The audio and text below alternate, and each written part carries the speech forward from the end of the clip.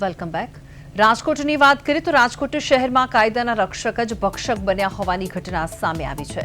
પડોશમાં રહેતી એક હિન્દુ મહિલાની એકલતાનો લાભ ઉઠાવી અવારનવાર દુષ્કર્મ આચરવાના આરોપમાં પોલીસે હેડ કોન્સ્ટેબલ ઇમરાન રાવમાની ધરપકડ કરી છે।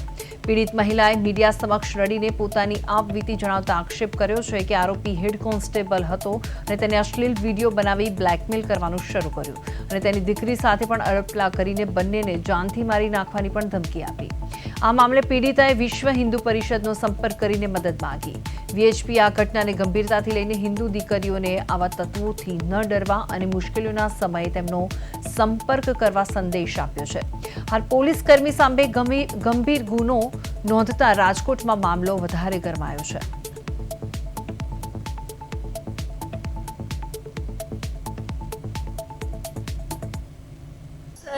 ઇમરાન હબીબભાઈ રાવમાં અમારા જૂના પાડોશી હતા।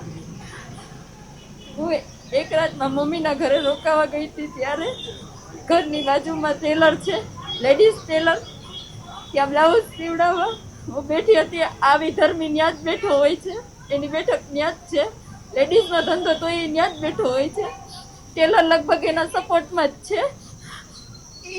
ત્યાંથી હું નીકળી એક રાત્રે જે ઘટનાનો બનાવ બની તે રાત્રે મારા ઘરે કોઈ નહોતું, જ્યાં બેઠા હતા ત્યાં એણે જાણી લીધું વાતમાંથી। જૂના પાડોશી હતા એટલે એટલી વાતચીત તો આપણે થાય એમ।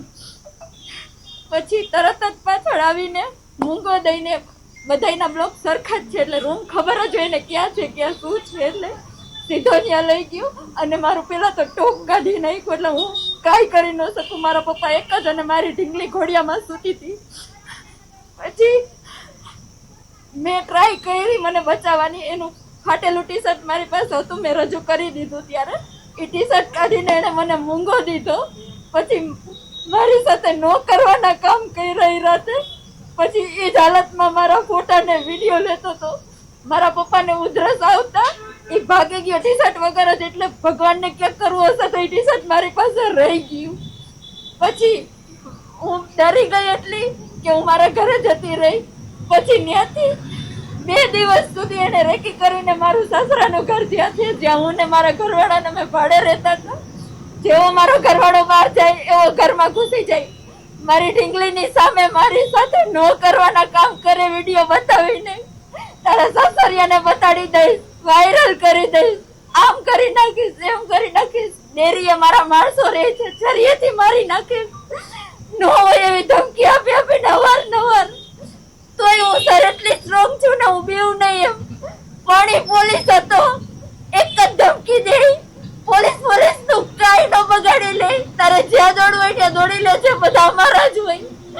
આ બીકથી હું કોઈ દિવસ પોલીસ ચોકીનું પગથિયું નહોતી ચડી સર। મહિલા સ્ટેશને 2 વખત હું ગેટ પાસેથી પાછી વળી ગઈ સર, બીકને મારે કે કોઈ મને સાંભળશે। રામનવમીના દિવસે એક આની પહેલાનો એક બનાવ બનેલો હતો, ત્યારે પરેશભાઈ અમારા આખા હેડ છે રાજકોટના, એણે એક હેલ્પલાઇન નંબર અને આખી સંકલન સમિતિથી 990 990 55 25 નંબર, આ એક હેલ્પલાઇન નંબર અમે જાહેર કર્યો છે કે જે હિન્દુની બેન દીકરીઓને તકલીફ હોય એ બેન દીકરીઓનું નામ પણ જાહેર નહીં થાય ને કોઈ પણ તકલીફ હોય બધી વિશ્વ હિન્દુ પરિષદ અને બજરંગ દળ સંગઠન એના સ્વખર્ચે એને બધો સપોર્ટ આપે છે।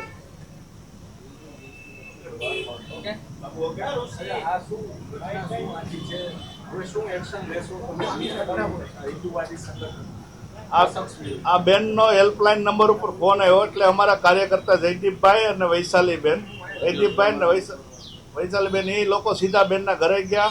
બેન એટલા બધા ડરી ગયા હતા, બેન કે તમે મને અહીંથી લઈ જાઓ, મારો ફોન ટ્રેસ કરેલો છે, હું અહીંથી કોઈ પણને ફોન કરીશ તો તરત એને ફોન આવી જશે ફોન, અને મારા વિરુદ્ધ મને આ લોકો દૂધ સાકર ડેરીથી કોઈક મને સરિયું મારવાની, મારા પ્રાઇવેટ પાર્ટ ઉપર ધમકી મારે છે, મને મારી નાખશે। એટલે અમારા જે કાર્યકર્તા હતા તમે શાંત થઈ જાઓ, એના પતિ સાથે વાત કરી, સંકલન કરીને એના પતિની હિંમત આવી, એના પતિએ કીધું બજરંગ દળ ને વિશ્વ હિન્દુ પરિષદ પડકે છે તો અમને પૂરો ભરોસો છે, અમને ન્યાય મળશે। અમે કીધું તમે સાથે આવો, સંકલન કરીને અને આપણે ગુનો દાખલ કરી। બેન એટલા બધા ડરી ગયા હતા, એના ઘરે રહેવા પણ તૈયાર નહોતા। 2 દિવસ અમારા કાર્યકર્તાના ઘરે એના 2 માણસને અમારા ઘરે અહીંયા લઈ આવ્યા હતા, અને શાંતિથી સમજાવવા સાંત્વના આપી, પછી એને હિંમત આવી. પછી અમે બેનને લઈને સીધા સીપી સાહેબ પાસે ગયા, કમિશનર સાહેબ પાસે, અને કમિશનર સાહેબે ખૂબ સરસ સપોર્ટ આપ્યો. કમિશનર સાહેબે કીધું કે આપણે જે કરવું પડે એ કરશું. કમિશનર સાહેબે પછી બાંગરવા સાહેબને કેસ આપ્યો, ડીસીપી ક્રાઇમ સાહેબને. ક્રાઇમ સાહેબ ખૂબ સાંત્વના આપીને યુનિવર્સિટી પીઆઈ સાહેબે બધું જ નિયમ મુજબ જે મુજબ થતું એ મુજબ ગુનો દાખલ કરી અને આજે વિધર્મીને બેસાડી પણ દીધો. ખૂબ જ મોટી સમસ્યા આપણા દેશમાં અત્યારે લવ જેહાદની ચાલી રહી છે. એના અનુસંધાને અનેક સ્થાન ઉપર સરકારી કર્મચારીઓ બેઠા છે.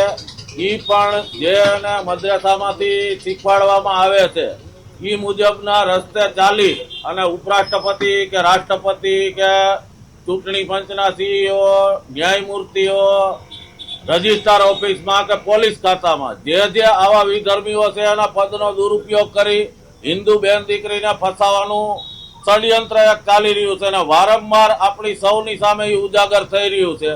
તો આ ગઈકાલે જે રાજકોટની ઘટના બહાર આવી છે, યુનિવર્સિટી પોલીસ સ્ટેશનમાં ગુનો દાખલ થયો છે, એને અનુલક્ષીને અમે ગૃહ રાજ્યમંત્રી હર્ષભાઈ સંઘવી, સીપી સાહેબ, ડીસીપી ક્રાઇમ જગદીશ બાંગરવા સાહેબ અને યુનિવર્સિટી રોડ પીઆઈ દવે સાહેબ સૌએ ખૂબ સહકારથી સારી કામગીરી કરી છે અને અભિનંદન આપીએ છીએ. સરકારને પણ અભિનંદન આપીએ છીએ અને વિશેષમાં માંગણી કરીએ છીએ કે આવા વિધર્મી અને વર્દીનો દુરુપયોગ કર્યો છે એને તાત્કાલિક અસરથી ડિસમિસ સરકારે કરવા જોઈએ અને સખતમાં સખત પગલાં લેવા